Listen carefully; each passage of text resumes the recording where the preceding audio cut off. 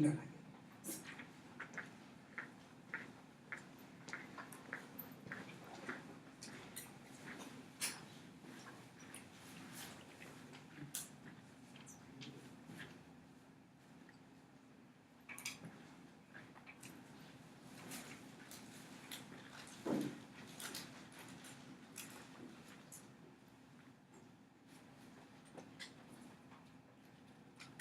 Good afternoon. So, I'll have your exam, homework 3, and also homework 4, chapter 5, PowerPoint. So, we'll do that, 10 minutes before class, and so that everyone make sure you get the PowerPoint homework 4 or chapter 4 before the class. Let's just go over what we started last week, chapter 4. So, chapter 4 is probability, and 4.2 talks about two rules, and one is addition rule and multiplication rule. So before we get to it, let's just recall some stuff. Sample space. What did we say about sample space?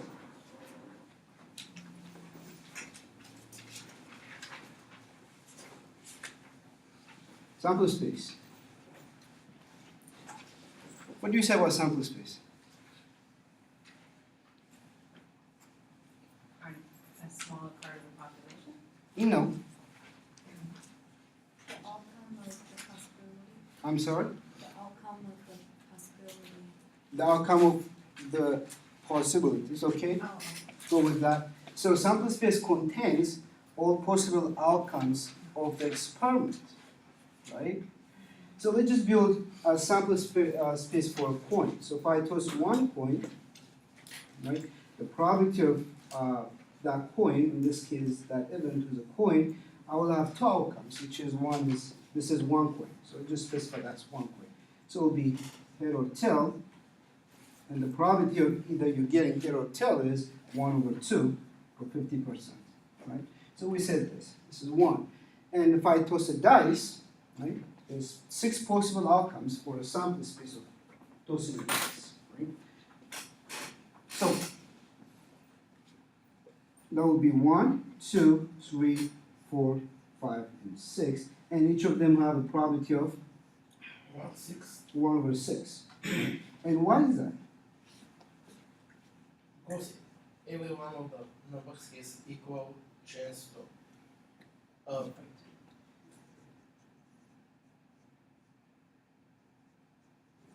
Yeah. So every equal chance to get one of them. yeah, one of this sample that you have, one through 6, right? All of them are equal chance, so therefore the likelihood of you getting 1 or 6 are equal, 1/6.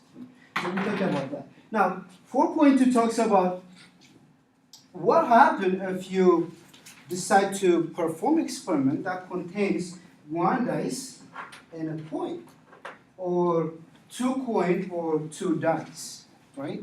So now if I toss 2 coin, right, or if I toss a coin with a dice, what happened? How do I determine the probability of getting head and 4, right?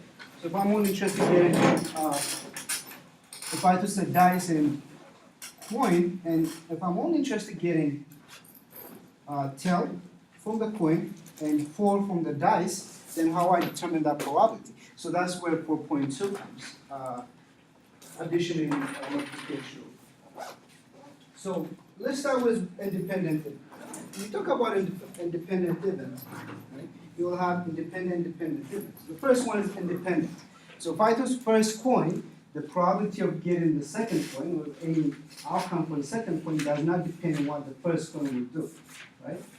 So this coin can be either head or tail, but the second coin does not depend on what the first coin does, right? So there's no any influence from here to the outcome of the second coin, right? The same idea where if I toss a dice, 2 dice, I can get any number out of the first dice that doesn't depend on the second one. So there is no any influence what the second dice will do, right? I can get 4 here, I can get 6 here, right? So when we talk about independent, the outcome of one event, in this case the first dice, does not influence by the outcome of the second one. It does not depend on what the outcome of the second one will do, right? So the idea of independent event is that you can have, and this only works when you have independent event, when you have a likelihood of equal chance, where all of the event within your experiment have equal chance, right? So if you recall what we did in the first example of the car crash and lightning strike, right? The amount of car crash and the amount of car registered in the country not equal, so therefore you don't have a likelihood of outcome within the two sample space, right? But here, all of the sample space, 1 through 6, have equal chance, right? The likelihood of getting. So we talk about independent event, the outcome of one does not depend on the outcome of the second one. Any experiment, it's not only limited to dice and a coin, but any experiment that you perform. So that's the idea of independent event. So if you toss 2 dice and you get the first dice, you can get 4, the next dice you can get 4, right? Or 3, or 2. Any outcome can be possible. Now, with that in mind,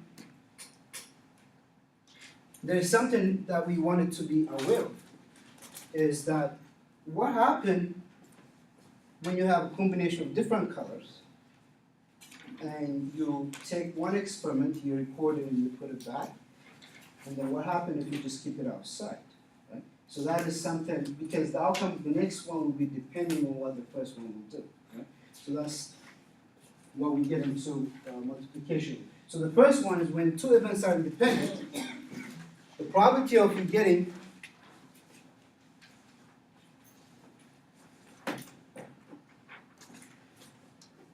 so when you have multiplication and they are independent, that means that event A does not depend on what event B will do, or event B does not depend on what event A will do, right? The outcome does not influence one another. So therefore, what happens is the probability of that event A times the probability of event B, this is for independent events. You have 2 independent events. Now, some books you may come across that says the probability of A intersection, probability of B, equals the probability of A intersection, the probability of B. The same thing, the same rule. Okay? Some books, or some books you come across this intersection. It's flip, I just flip U, it's called intersection. Okay? And you might come across it, but the same rule. Now, what this means is, in your first trial, you have event A occurred, or some event A occurred, and then in your second trial, you have event B.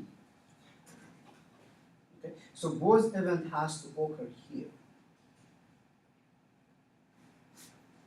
Okay, so you're gonna have 2 experiments. In this case, experiment 1 and experiment 2, or experiment B.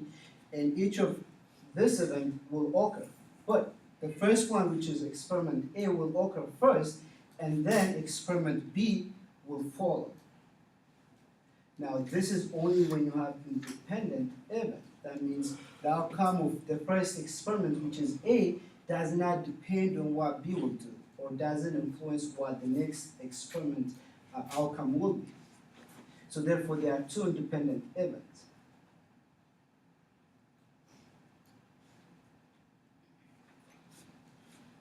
Yeah? Let's take this experiment. So, if I'm interested in getting the probability of getting 4 on a dice and tail on a coin, right? This means the probability of 4 times the probability of tail on a coin, right? Let's go back to our sample space here. If I toss 1 coin, we're dealing with 1 coin and 1 dice, right? If I toss 1 coin, right, the first one is dice. So if I toss the first dice, what's the probability of me getting 4? 1 over 6, right? And the coin, if I toss a coin, it doesn't tell what the dice should do. It's independent. They both operate separately, right? So you have 1 over 6 for getting 4 on a dice, right? And what's the probability of you getting tail on a coin? I'm sorry? 1/2. 1/2, right? 1/2. Okay, so the probability you're getting either 4 and tail, and if you toss 1 coin and 1 dice, will be 1/12. Okay? So the idea here, when you have independent experiment, the outcome of one doesn't depend on the next experiment you have. And the two events will follow eventually. Okay? This is rule number 1 on multiplication. Okay. So the probability of trial 1 or experiment A followed by experiment B, assuming they are both independent events. Now what happens if it's dependent? Well, we have to be very careful now. Who's up for A and candy? Anybody? Yes? I'll give you different colors.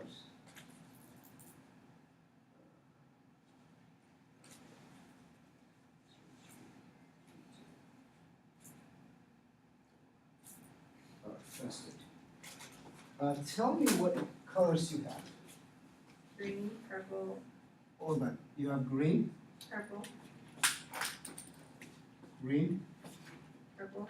How many greens? Oh, 2. 2 green, 2 purples, 2. 3 yellows, Below we have 3. 2 reds, and 4 oranges. 2 2 reds. red, 2 and orange 4. Yeah. I want to change those numbers. You can get rid of the green or any of this, the one you have 2, yes, get rid of it. Pull out another.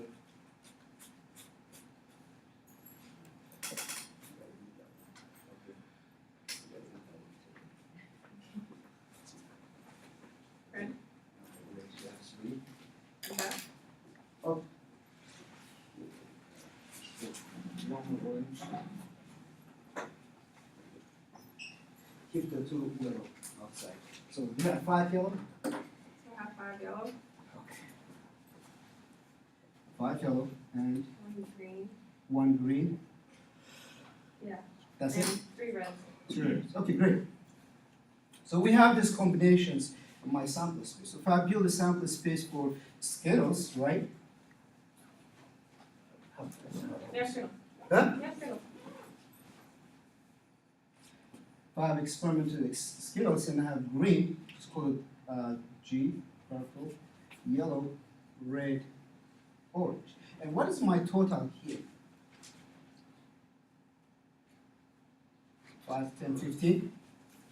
Yeah. Okay. So I have 15 total candies. So what's the probability of getting green? 1/14. 1/15, right? If you have 1/15, what's the probability of getting purple? 2/15. What's the probability of getting yellow? 5/15, and you can simplify that. So we'll leave it as is. Red, 3/15, and orange, 4/15, right? So I'm just performing probability of color, full color. Okay. So we don't color, right? I have this combination, different color, different probability. One thing we have to know that the sum of all of your, I'll call it color, in this case, has to equal to 1, right? Which is true, right? If you sum this, has to equal to 1, which is 15/15. Okay. Now let's just take this, let's just find the probability of getting green and red, right? So I'm interested in what's the probability of getting green or red. And what I'll do is, the probability of getting green, can I erase this? So the probability of getting green and the probability of getting red. So I have 2 of them that I'm looking for, which is probability of getting green times the probability of getting red. Now the idea here is, imagine I'm not seeing this isn't a jug or something hot. and she just shuffled around and I picked one randomly. This is random, okay? I'm not just picking up by looking at it, but just randomly. So if I have these combinations and I'm interested in green or red, right, either one of those, what I'm gonna do is I'll take one, in this case green, right? I'll pick that green and I say I have green, which is 1 over 15. So why didn't I put it back? I'll make sure I put it back, right? So I have 1 over 15, right? Times, then we'll do again the shuffling and I'll pick up red, right? So I have 3 over 15. And this become 1 over 5, 5, 50, 75, 1 over 75, right? Yeah? I simplified this. Yeah. So you have 1 over 75. Either one of you get either one of them, right? So these two events are independent because what I did was I put it back. I recorded what color I picked up and I put it back into the jar. Okay? I still have the same amount, which was 15, what I started with. Okay? Is that clear? Right? Keep that in mind. When we talk about dependent event, there is another equation that goes with multiplication rule.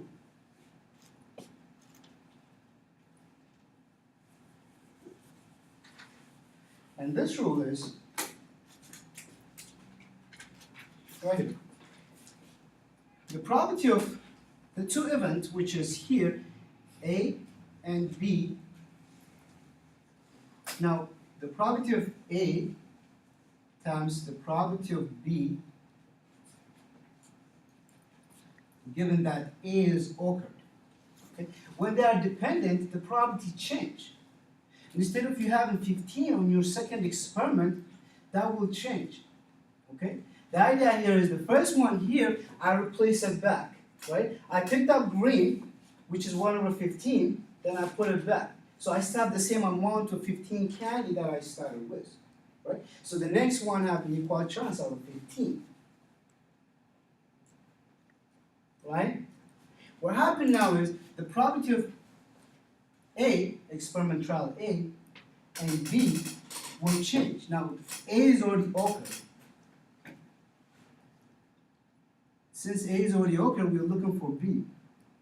So this means this right here is called conditional probability, where the total amount of the probability will change at this point because they're depending on each other. In the previous one, they are independent, so therefore, the amount of candy that you start with will be the same. How would this change? So let's just do the same experiment. The probability of getting green and red. Now I will have the probability of green times the probability of green, given that A is already occurred, because A is, this should be red, I'm sorry, should be red, and the next one will be green, because green is already occurred in your first experiment. Now, if I go back to the candy, and I have the first one green, right? What is the probability of me getting green? 1 over 15, right? Now I'm gonna eat that candy and disappear. So I have 1 over 15. Now I'll go back to, because already the event A is already occurred, right? Event A is already occurred, I already ate it. What happened to the total amount I have? 14, because that depends on the green candy that I just ate. Okay? So the probability of that event, second one, will change to what? What will happen to the probability of green in this case? I mean red, I'm sorry, red.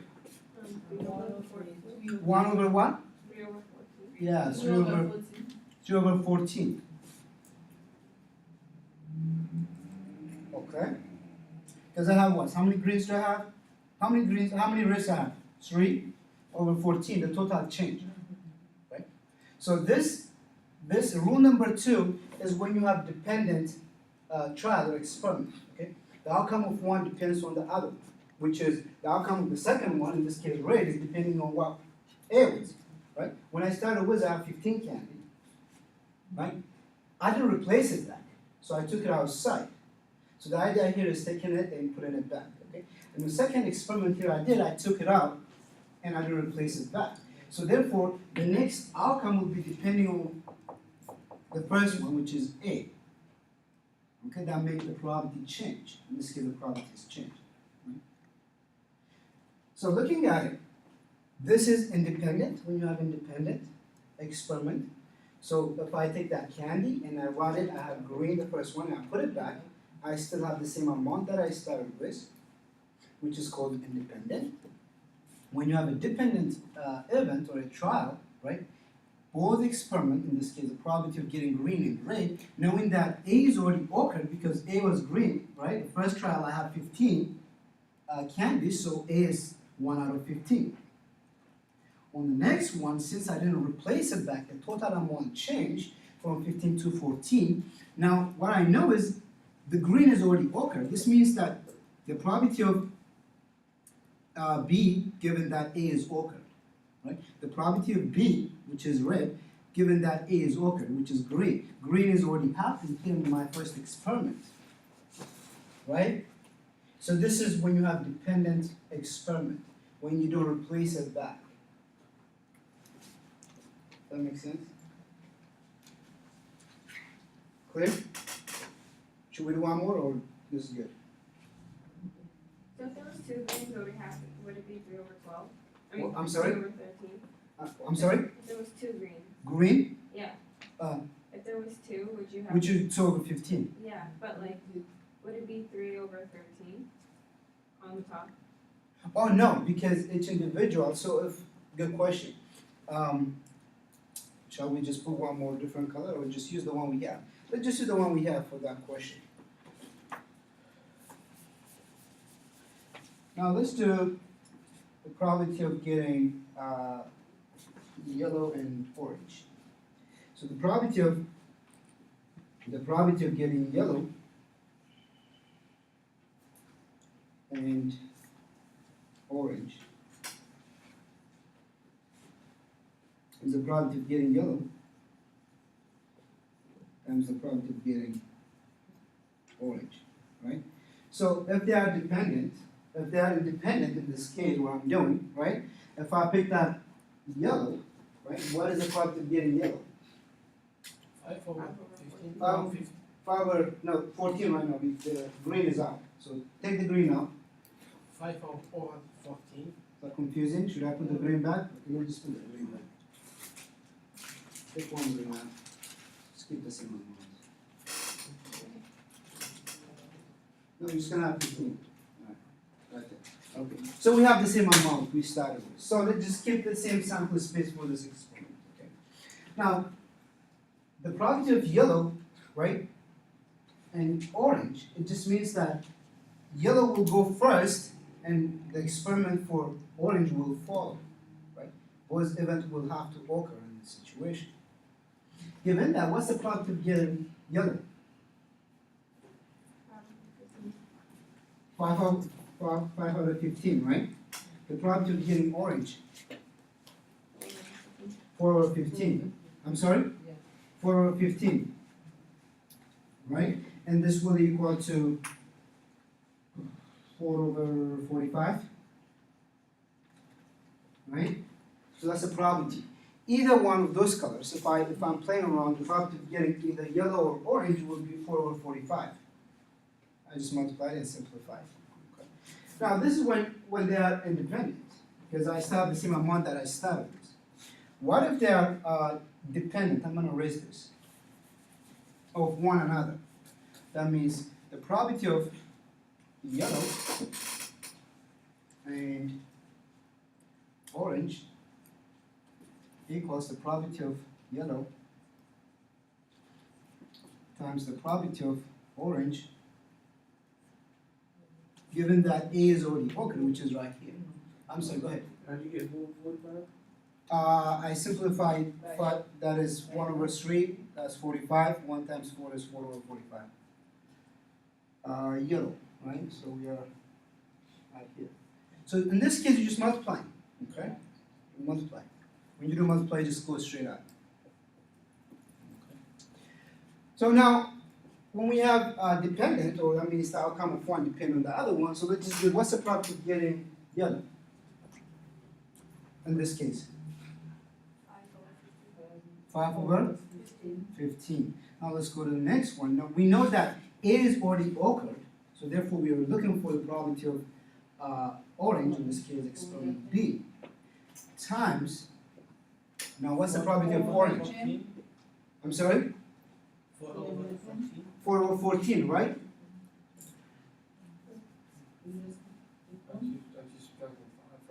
So the first one is yellow, right? I'll take yellow. Oh, okay. Oh, I think Just one? yes, if you Huh? eat two, what if you ate two is what? Yeah, that's the problem. When you have what? What if you were to eat two of them, is I thought. Well, you're doing one experiment at a time. Oh, Oh, so that's what So that you just take represents. one out? Okay. Yeah, Oh, oh, That's oh. yeah. Well, you can have multiple out. Okay. Sorry, I thought you said if you have more than one. Oh, The first one was one and one. you can only take one. Well, if I do one, if I'm looking for only, if this thing is in the jar, think of as a raffle ticket, right? You pick the first one, and the one will get highest prize, right? You put it outside, right? Now the probability change for the next person, but the reward is very small, right? So the probability of the next person will be less, right? The third person, the probability of someone getting picked is higher, but the reward is small, right? Does that make sense? So it's gonna be 4 over? Yeah, 4 over the total amount, which was 14. Okay? Because you don't know what is inside. So if we're making and test, we're picking test color, it should be, for example, purple 2 over 13. For which one? If we're making the Oh, multiple sequence? we Yes, the total is changing. If I'm not replacing it back, right, the total is changing. So the total should stay, that it should go to Down. 13. It should go down all the way to whatever you're interested to get to, right? But I can't see what is inside the jar. Just think of this inside a jar where you have to pick random, right? All you know is there is 4 colors of each variation, right? And you just pick one randomly, right? But what we're saying is, when we say 4 over 15 for orange, that you have 4 candy or 4 colors that is orange inside that jar, right? And your probability of picking that color is higher because you have a highest amount or a highest number of color, right? If you do this, if you take the fraction of each individual, you'll have higher chance of getting yellow, right? You have a higher chance of getting yellow. That's what it just means here, right? But each of them will have equal chance because I'm selecting it randomly from the jar. I'm not seeing what is inside. Rather, each of them have equal chance of being picked, right? I'm not randomly picking one, which is in the jar, right? Just think of that situation. Or if you go back to raffle ticket, where there's 1,000 people for, there's 1,000 raffle ticket that was entered, and there's a reward 1 to the first 3 people that was picked, right? What is the probability for the first person? 1 over 1,000. 1 over 1,000, right? Because there's 1,000 entries, or 1,000 sample space, or 1,000 individuals in that raffle box, right? So any of those individuals within that 1,000 have equal chance being picked. That means each of them will have 1 over 1,000, right? Then I took that out. If I took the first person out, he has 1 over 1,000, right? He's out. So what will be the second? 1 over 2 nines. 1 1 over 999, right? 1 over 999, right? Is that making any sense? Because I'm not replacing back the first person. If I did replace it back, then the probability is still the same. But I took it out because you already got the reward, whatever that is, number 1. Right? So the probability changed to 1 over 999. Because that's the number of raffles you have in the box. Right? If I continue doing that, the third person will be 1 over 998, right? Right? Does it make sense? So that's where this idea of when once event A or experiment A has occurred, given that B is what you're looking for. Okay, and that is called conditional probability, and this is when you have a situation, one experiment depends on the outcome of the next one. Okay. Any question? Does it make sense? Dependent, independent? Really got a question? Now, what happens when you have more than two independent events, right? So let's go back to the candy and assume that, I'm gonna erase this. Let's just say the probability of, what happens when you have multiple independent events within your sample. So that the probability of getting, let's say, orange, and the probability of getting yellow, and the probability of getting green. What I'm doing is, I have these possible outcomes that I know that the first experiment, orange, will occur, given that the next one, which is yellow, will follow by green. So this means that I have, this is only when they are independent, right? This is possible also if they are dependent, because the only thing you have to change is the total amount that, the probability of each individual. So the probability of orange times the probability of yellow times the probability of green, okay? So you can have multiple independent events within one experiment, okay? So I can find the probability of getting either one of this, which would be orange is 4/15 times yellow is 5/15 times green is 1/15.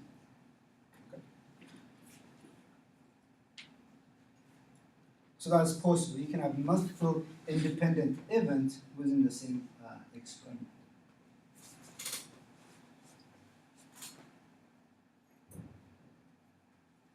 Right?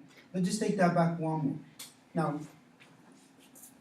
this is only when I replace it back. So I record what is orange and I put it back to the jar. So therefore I have the same amount of candy that I started with, right? Which is 15.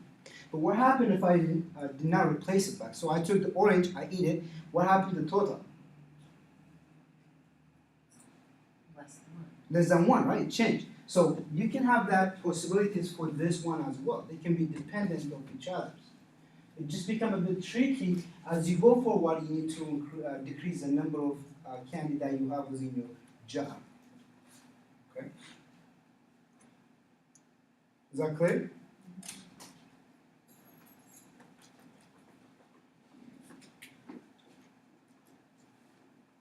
Additional rule, or additional, there's another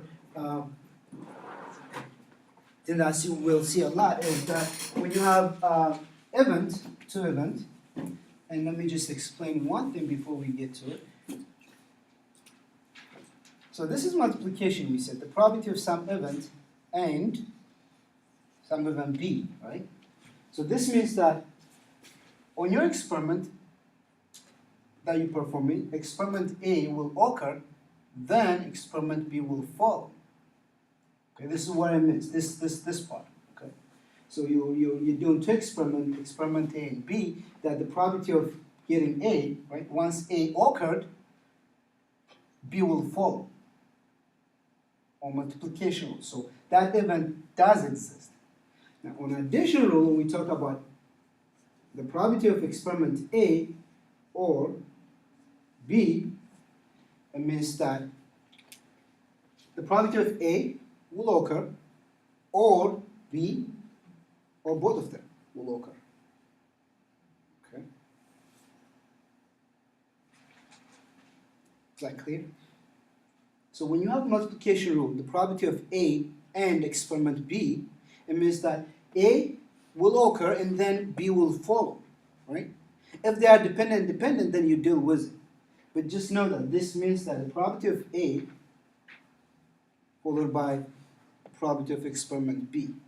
And here, when you have probability of A or B, within these two experiments, it means that the probability of A, experiment A will occur, or experiment B occur, or both of them will occur, right? This is what this guy means right here.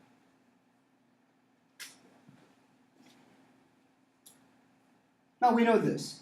Let's go back to additional rule. When we say mutually exclusive, it means that two events cannot occur at the same time, and they can occur together. If I toss a coin, right? If I toss a coin, I cannot have head or tail at the same time, right? So they can occur at the same time. Alright? So when you have mutual exclusive, so the word independent and mutual exclusive is different. When you say independent, the outcome of that two experiment that you're performing doesn't depend on the other one. When we say mutually exclusive, it means that that experiment, right? Go back where I said, when we said either A or B or both of them will occur, right? So you have the option one cannot occur here. Okay? So if that's the case, we say mutually exclusive, they can occur at the same time, right? I can have both experiment for trial A or experiment A to be the same. If I toss a coin, I can have both of them to be tail. I can have tail, same time, right? I can have either tail or head. So we talk about mutually exclusive, two events, they cannot occur at the same time. When we talk about independent, it means that the outcome of one event doesn't influence the outcome of what the next one will do. Okay? And we say the probability of experiment A and B, it means that experiment A will occur followed by experiment B. If they are independent, then you deal with that one. When we say the probability of A or B, it means that the probability of A or experiment A or experiment B or both of them will occur. Alright? With that in mind, additional rule, I'll do it here, is the probability of A plus the probability of B. Now I usually not try to remember in this method saying if I see OR it means addition. If I see AND it means multiplication. Okay, that's one way to remember it. You don't see it says use additional rule, rather you find it on the sentence saying or either end. Okay, so you have to be very careful knowing that when you see or it just means addition. Okay, and when you see and it's just multiplication. You multiply the two events. Okay. Just keep that in mind. So sometimes you'll come across this, the probability of A union, so it's like U times the probability of B equals the probability of that event A union with the probability of event B. Okay, so you'll see this some books. It means the same thing, they're the same. Okay, within these two they're the same. Okay, just notation, some books use this, some use this. Okay, it's union, and this is intersection. Probability of A intersect with the probability of B. Okay. So intersection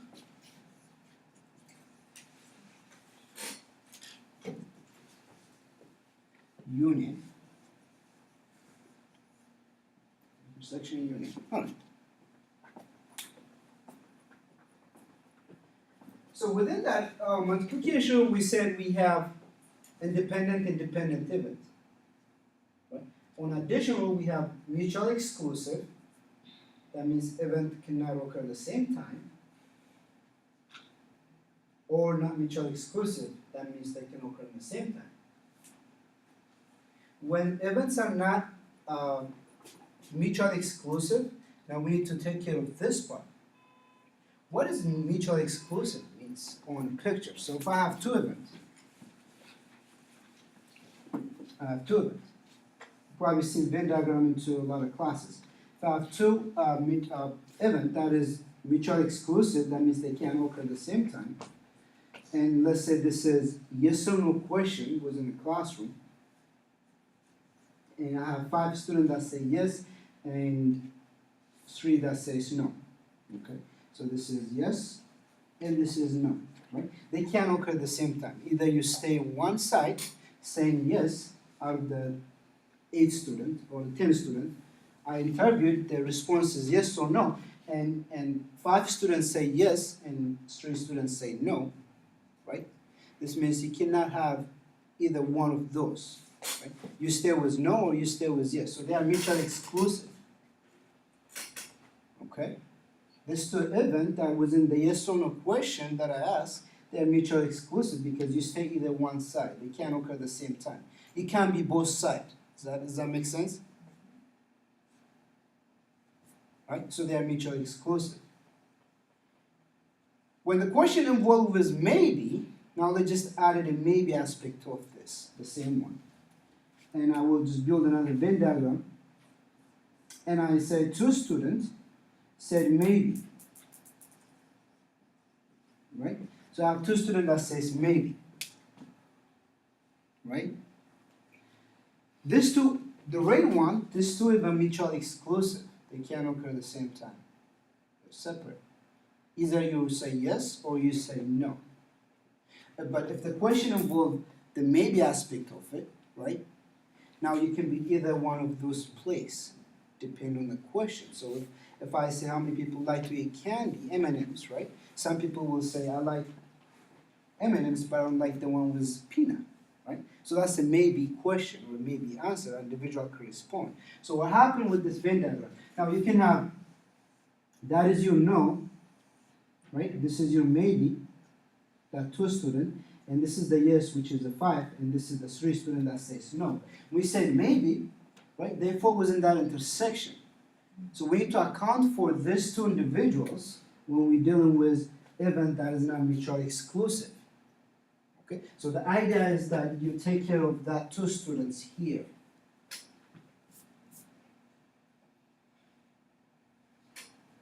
Yeah? So you can have mutually exclusive and not mutually exclusive. Independent and dependent. When we say mutually exclusive, the event cannot occur both sides of the choice that you have. In this case, if it was a yes or no question, that you like it or not, right? There's 5 people here, that's 3 people that say no. But if the question involved the maybe aspect of it, where some people like M&M but without a peanut, right? If they're allergic to peanut, they say maybe. So that maybe means that if the candy doesn't have peanut, they will say yes. If it has one, then they go no. So that 2 individual here, where the intersection is, right? That 2 student, he need to be able to take care of those right here. So that's when events not mutually exclusive. They share something in common. Think of it that way. Okay, when we say not mutually exclusive, it means they share a character within this 2 group that makes them the intersection in the middle of the 2 circles. If they're separate, they're mutually exclusive, they can occur at the same time, so they stick on one side. So the probability of you getting 5 students, or the probability of answering 3 students, right? You can determine using this union equation. So the idea of union goes with Venn diagram. Usually you see Venn diagram with this equation, where intersection involved. Okay? So this is for not mutually exclusive. And this equation where you have to take care of the intersection is when they are mutually exclusive.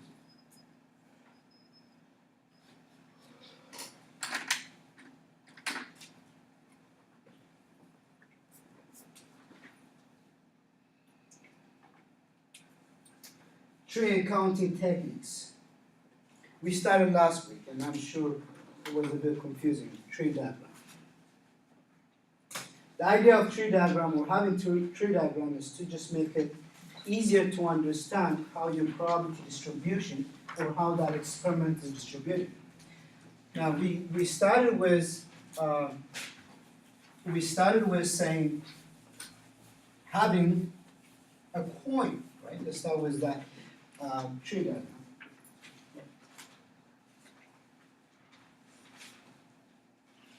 So let's start with the tree diagram. So if I have one coin that I'm throwing on the air, if I toss one coin, I have either head or tail, right? If I toss this, I have either head or tail, and for that coin, I'll have head or tail, right?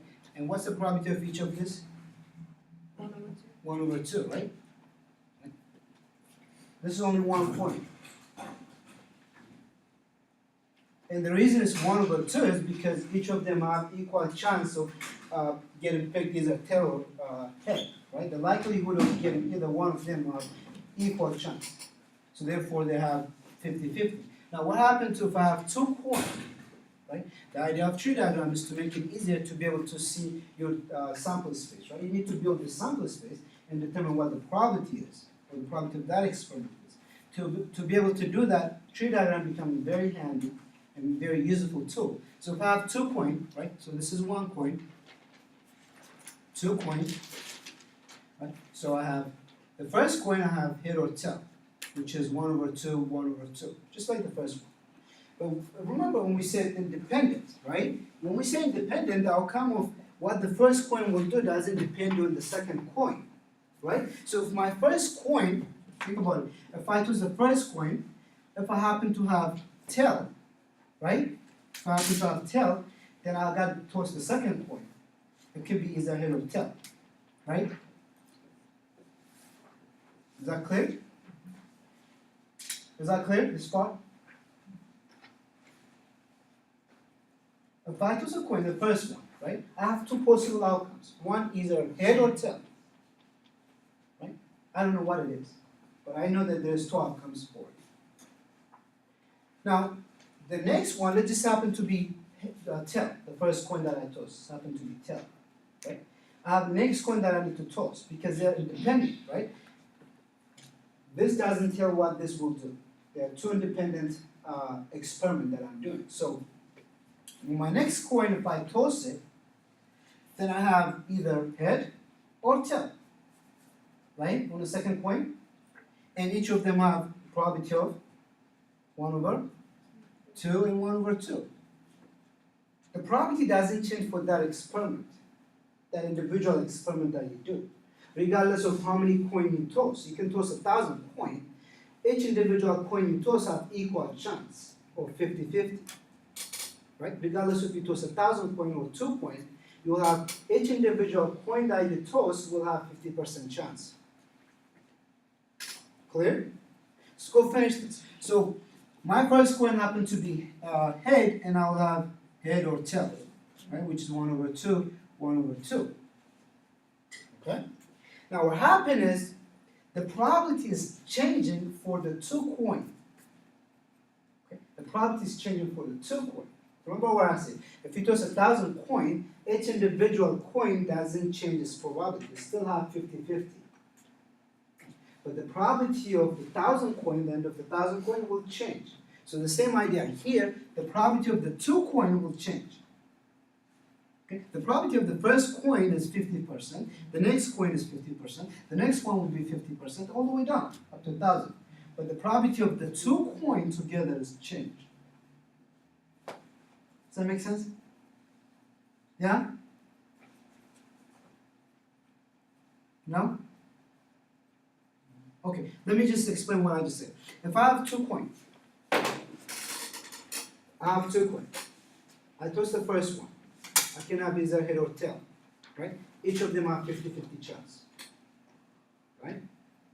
The next coin, if I toss it, right, I still have that 50-50 chance. Doesn't change. The probability didn't change for each individual coin. Is that clear? And if I have a third coin, that probability doesn't change. It's still the same. I don't have a third coin. Yeah, right. So the probability of this penny doesn't change. That individual coin. But what happened was the three coin, if I'm looking for the three total, let's say tail, the probability now change over the three coins. If I have the fourth coin, just that fourth coin, if I'm doing that experiment for the last one coin, the probability is still 50-50%, either getting tail or head. But what happened was within that tree diagram of that fourth coin, the probability changed. Okay? So that's the idea here where the probability will be still the same. If I have the third coin, I still have 50-50. But what happened was, over the two coin, getting, let's say, head and head for within the two coin, that probability is changing now.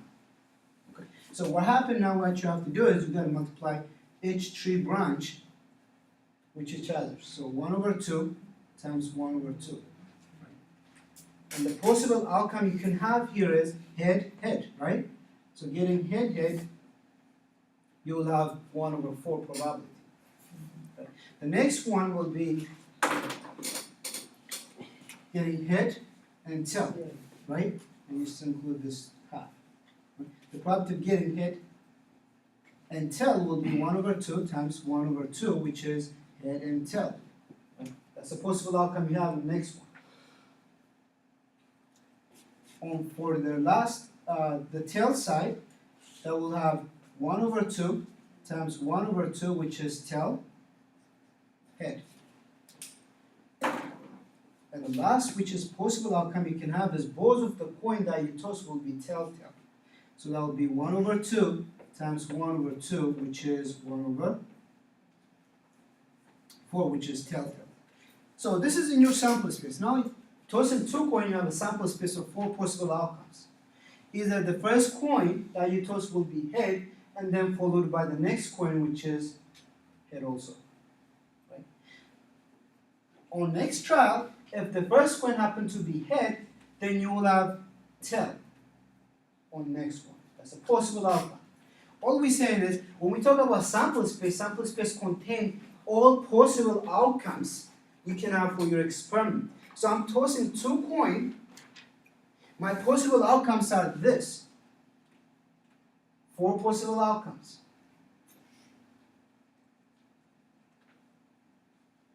Right? So each of them will have 1/4, 1/4, 1/4, 1/4.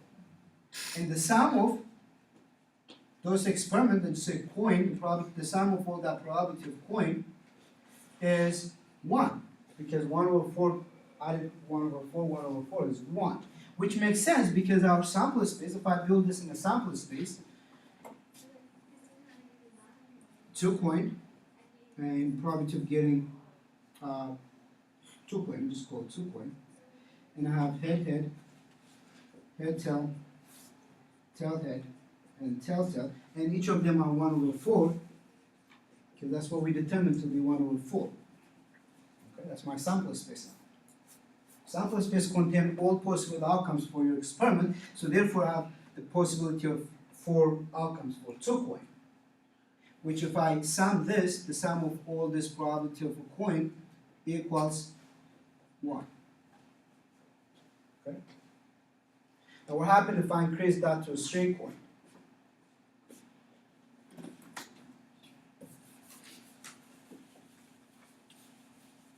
Just a third coin. So if I have third coin. So the first coin I have head or tail, and each of them have 50%. And next coin I have head and tail, and next coin head and tail, and each of them have 50-50. Right? Is that clear for the 2 coin that we just did? Huh? Yeah, so I'm adding a third coin. So I have third coin. So my third coin, let's say the first coin that I toss I have head. The next coin that I toss, which is the second one, I have head. So the possibility of the third coin can be either head or tail. Right? Because that I don't know. That will be determined because I already know what the 2 possible outcomes. The third one I don't know. I still have to toss. So I have 2 possible outcomes. In this case, I have head or tail. Okay. If the first coin happened to be head and the next coin happened to be tail, I don't know what the third coin is. So therefore, I have a possible outcome of head or tail. The same for all the way down where head and tail. And the only thing that doesn't change is the experiment. If I do each individual experiment, the probability of tossing a coin does not change, either head or tail, which is 50-50. So therefore, that will still be the same, 50-50. But what happened was the probability of getting either all of this combination is changing right now. So I have 1/2, 1/2, 1/2, 1/2, 1/2, 1/2. So if I have this possible outcomes, tossing 3 coin, and my sample space will be the first one I can have head, head, head. The The next one, head, tail. Head, tail, head. Head, tail, tail. Tail, head, tail, head. Tail, head, tail. And last one will be tail, head, and tail. So this is all my possible combination that I can have if I toss 3 coin. And within my sample space, this is my sample space. Which means the possible outcomes for my experiment, I can have either of this combination that I have here. Okay? And the probability of each individual is changing because 1/2 for the first coin, the next coin I have 1/2, the last coin I have 1/2, which is 1/8. And all the way down you will have 1/8 for each individual experiment. 1/8, 1/8, 1/8, 1/8, 1/8, and that's all possible outcomes you can have. So what it means is that within your sample space you have 8 possible outcomes, right? So the probability of you getting head is 1/8. That means you only have 1 possible outcome, so you can have all of this coin toss head, which is 1/8. And each individual possibilities are different. They're independent of each other, so therefore you have 1/8 all the way down to the last experiment. That is tree diagram. It'll make you to visualize your sample space and also determine the probability of each experiment. And with that, you can be able to apply additional or multiplication rule of each different rules based on the question that you were asked. Let's do one quick one. I'll toss a coin and a dice. I'll do it here, coin and dice. So the first one, right? Coin, if I toss a coin, I have head or tail. Is that clear? And each of them have 1/2 possibilities outcome. The next one is if I toss a dice, right? Because if my first coin is head and I start to toss the dice, and within a dice I have possible of 6 outcomes. So therefore, I have 6 different branches. 1, 2, 3, 4, 5, and 6. Okay. That's the possible outcomes for the next experiment. The next one, I'll do the same thing. If that's happened to be tail, 2, 3, 4, 5, and 6. Okay. It's possible outcomes. Now, my sample space contained, the first one can be, the first one which is head and 1, head and 2, head and 3, head and 4, head and 5, and head and 6. I have possible 6 outcomes. Head can be within all of these possible outcomes. Okay. Tail, we just go for a tail. So if I have tail 1, tail 2, tail 3, tail 4, tail 5, tail 6. Okay, that's a possible outcome. So my sample space contains 12 possible outcomes here. And what's the probability of getting head and 1? 1/12, right? Let's go back to this rule, right here. So the probability of getting head and probability of getting 1 equals the probability of head and times the probability of 1. What's the probability of head? If I toss a coin, what's the probability of getting head? 1/2, right? What's the probability of getting 1 if I toss a dice? 1/6. 1/6. So the total is 1/12. So this method of multiplication rule is the same as doing the tree diagram. Within the tree diagram, you were able to see all possible outcomes you can have within your sample space. Okay? With that in mind, multiplication and counting rule. why care about multiplication and counting rules? Well, one thing about multiplication rule is, or counting rule, is when you go back to the first example that we have for theoretical probability, where the possible outcome was in your experiment divided by the total sample space, right? Or the total experiment was in your sample space. That is what we said in day one. So with that in mind, multiplication, what it does to you is if you happen to have a very large number or experiment that you're performing that need to be determine the total sample space, just like the tree diagram we just did for a coin and a dice, right? You are able to determine how many total possible outcomes you can have within your sample space, which was 12, right? So multiplication will do the same thing. But in this case, multiplication counting rule or counting method become handy when you have a very large number, not just like 2 experiments, but when you have a large experiment, let's say maybe a million, how will you determine, right? You have a possibility of 176 million possible outcomes. So that's when multiplication counting will become handy to determine this part of the probability equation. Probability of some experiment A equals the possible outcomes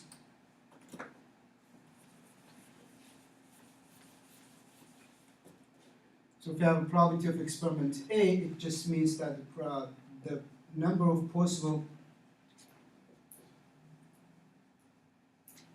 outcome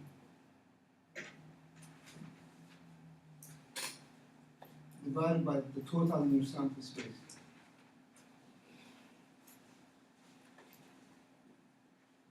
Now we said that the probability of that A equals number of possible outcomes in A divided by the total number in your sample space. This is the probability rule. So the counting rule and multiplication rule, what it does is it will tell you this part of it to determine the total amount, right? If I go back to here, I have possible 12 outcomes, right? So the possibility is here is 12 for the 1 coin and 1 dice. And the probability of getting head and 1, right, it's only 1. You only have 1 possible outcomes of getting either head or 1, right? So therefore you have 1 over 12. Just like the multiplication rule that we just did, 1 over 12. So the multiplication and counting rule, what it does is it'll tell you the total possible outcomes in your sample space. And this becomes handy when you are doing a large amount of numbers, or very large amount of numbers. So the multiplication counting principle says, if you have 3 t-shirt, 2 pants, 1 jacket, and 2 shoes, what is the possible combination you can have? What is the possible combination within every morning when you wake up? What is the possible combination you can have? So the first one, I can pick 3 possible outcomes for the t-shirt, right? Then the next one, I have 2 pants. That's a possible selection that I have 2 pants. I can pick either one of them, so I have 2 possible outcomes. I have 1 jacket, so I just pick 1 jacket. And I have 2 shoes. Out of the 2 shoes, I can pick either one of them, so therefore I have possible of 2 total selection. So therefore 2 times 3, 6, 6 times 2 is 12. You have 12 possible combinations of selection you can have, right? Either you can have t-shirt with pant and a shoe, 12 possible selection. Okay, so the multiplication rule is anything with a drawer or like in your closet, and then you pick up every t-shirt that you have and you multiply by the amount of clothes you have, shoes, pants, jackets, and you just multiply and you say I have a possible of 12 total combinations of any clothes. Okay, so that's multiplication rule.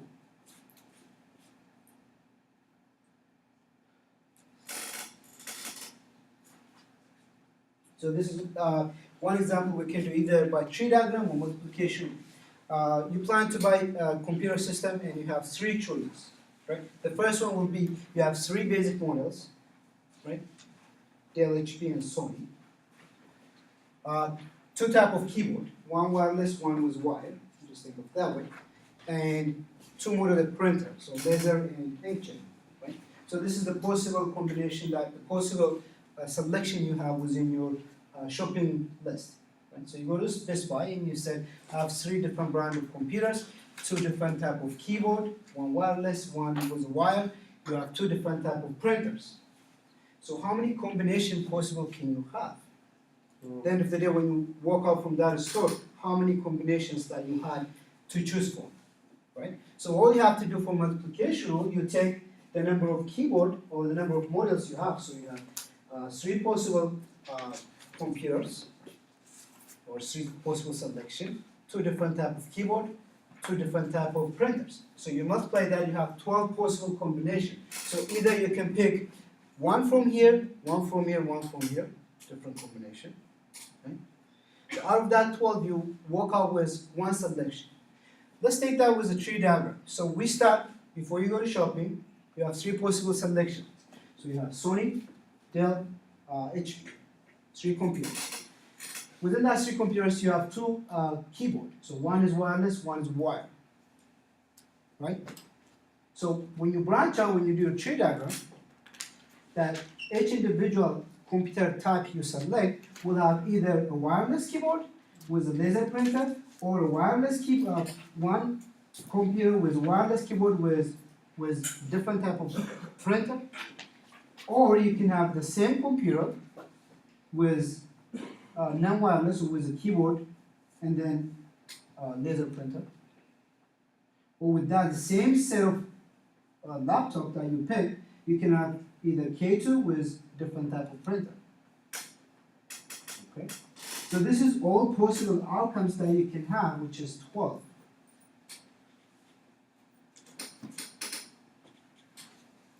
Okay, so you can take that the same equation from what multiplication rule with a tree diagram. You can have either this set or this set or this first set. You have 12 possible outcomes here with tree diagram. So if you need to determine what's the probability of you getting B1 with P2, right? You can calculate what the probability will be based on this total outcome in your sample space.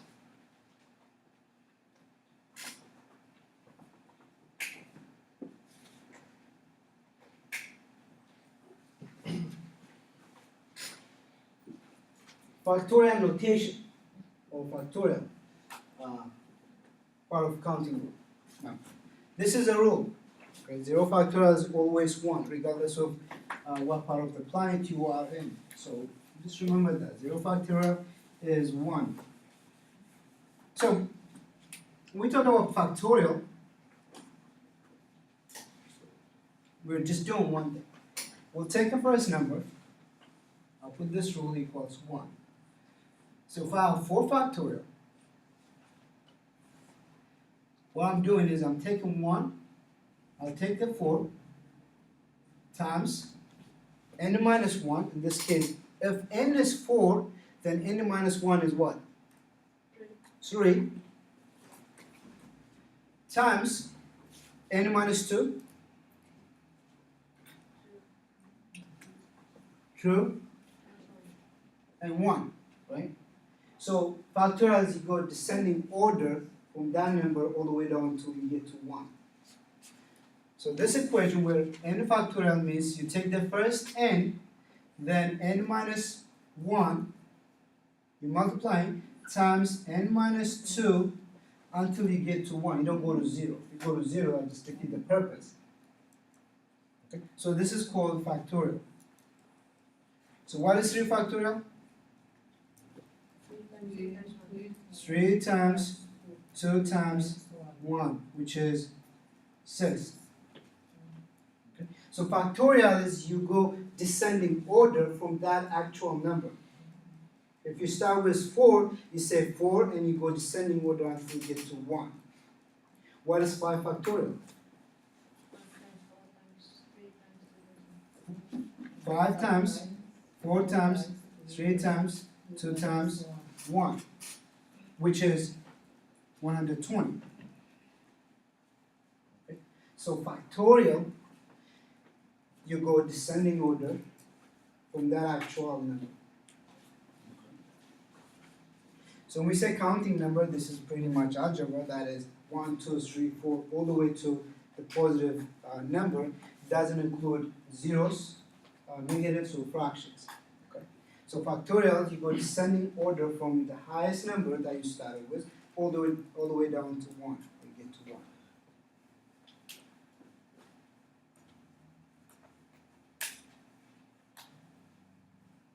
Now we have two rules, counting and permutation rule. Oh, I wasted it, right? Okay, just.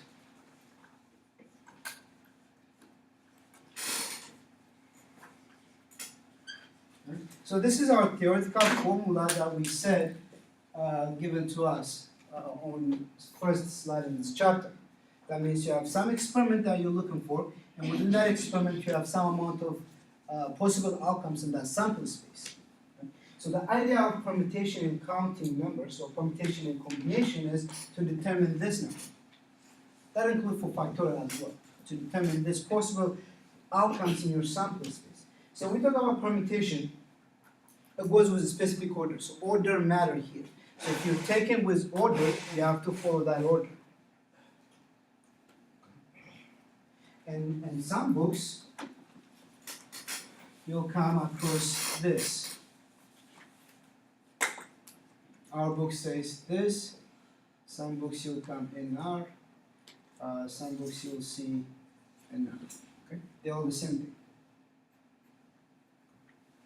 So it's this notation that you might come across some books.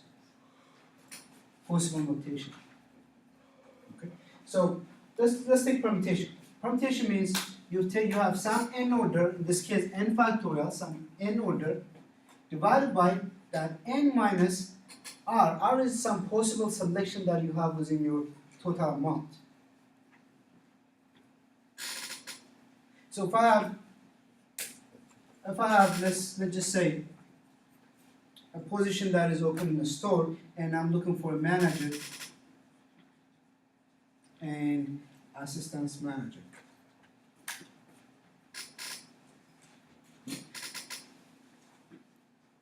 And I have two possible selections. So the two individuals I'm looking for is a manager and assistant manager. Right? There's order involved here. Right? The first selection is manager, then I'll go to the assistant one. So a lot of times you don't see that it is a permutation or combination, but it's in the question it says a manager or assistant manager, where there is order involved. So you have to be very careful within how many total you have and how many that you're selecting. If I have a total of 7 applications, and I'm looking for either manager and assistant manager, which is 2 possible outcomes, right? So I have 7 factorial divided by 5 factorials, which can be the possible combination that I can have out of this 7 application. Just like the one we have with a number of clothes, a number of shoes, a number of jacket that you have. This just means that the possible outcomes, which is this guy, how many total possible outcomes can you have in your sample space, right? Sample space, we talked about it as a possible outcomes that contains your experiment. So the only thing we'll do next class is we'll go over permutation and I'll go over permutation and combination. That will be it, and we'll do some exercise. With that in mind, just keep this in your head for next class. We'll do it in class, but just run with it. So what I want to do is I'm going to give you an exam, and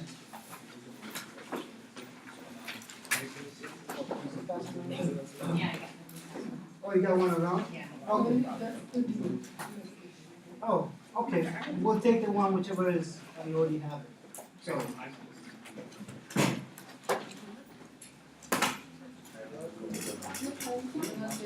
Yeah, use that one. Just like use that one. All right.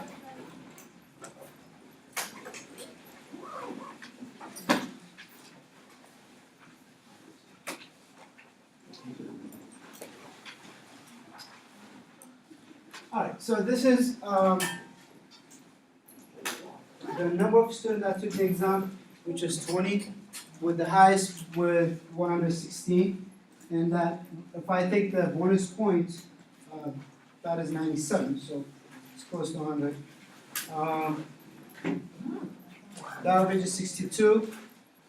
If I take the zeros out, that means some students did not take it. There's 5 students between 95 and 100. And about another 5 students about 80, so it's not a bad overall. I'm gonna pass your exam, PowerPoint for chapter 5. Johnny? Before I say this, if you have any question regarding the grade, I already sent out the solution in your email this morning. So check if there's any mistake that I made. I'll be very happy to grade it again. That being said, I'll grade it based on the solution manual that I posted. So if you feel like the grade is wrong or the way I graded is not fair, I'll be very happy to regrade it. All you have to do is just return it back on Thursday or right after this class, and I'll bring it next class with possible more, possible less grade.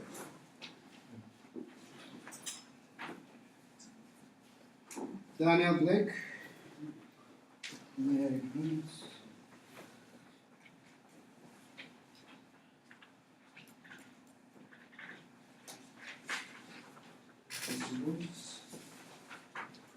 Joseph. Joseph. Joseph. Nicholas.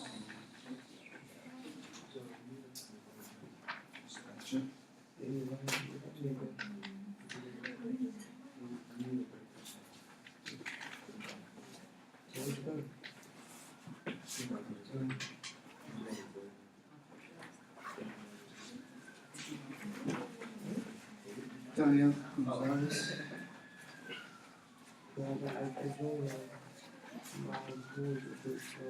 Taylor Lee.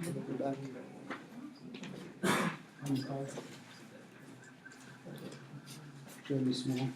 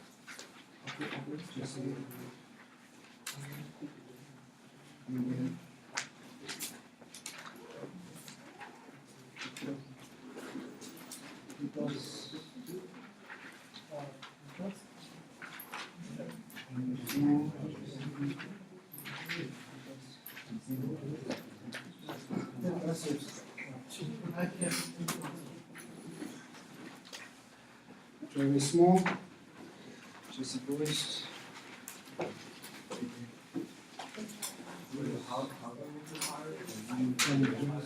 Sorry?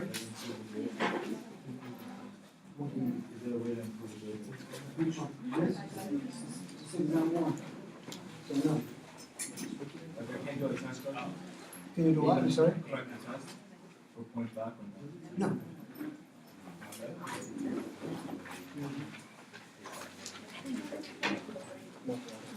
John?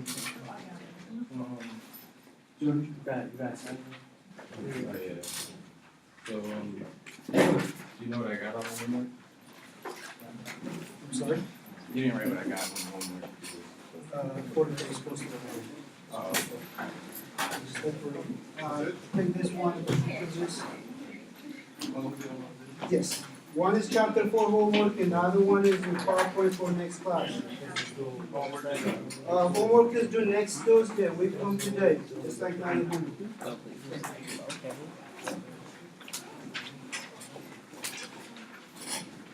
There is.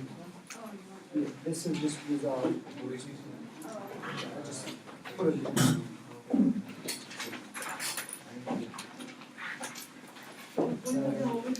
Next class, next Thursday. I mean, next Tuesday, I'm sorry, Tuesday. We'll go to it.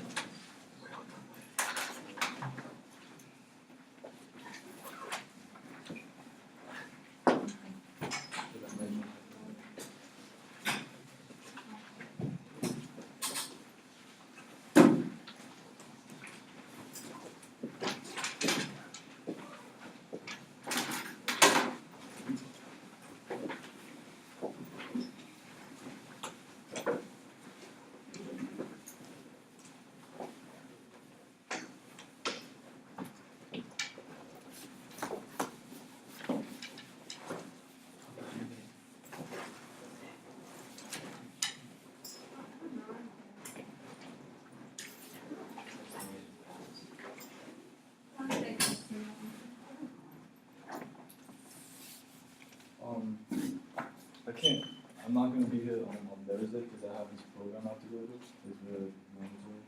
Okay. So if I could, like, work on that, so.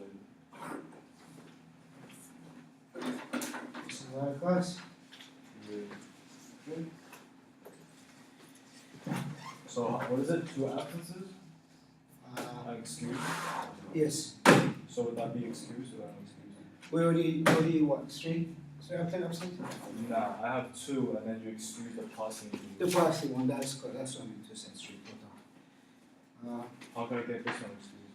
Well, I'm not asking you to miss, but I'm just saying when the work is in, Nah, I'm gonna get the work done. I'm just saying.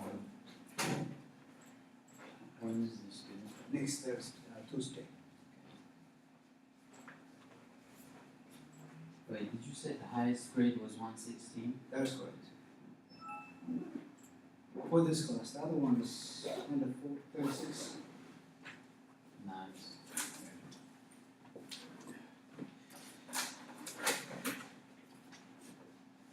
Wait, 136 on the homework or the exam? Test. Yes. For the other class. Our average was so low. It is actually higher than the other classes. Other class. 62 is bad. Others are 40s. Huh?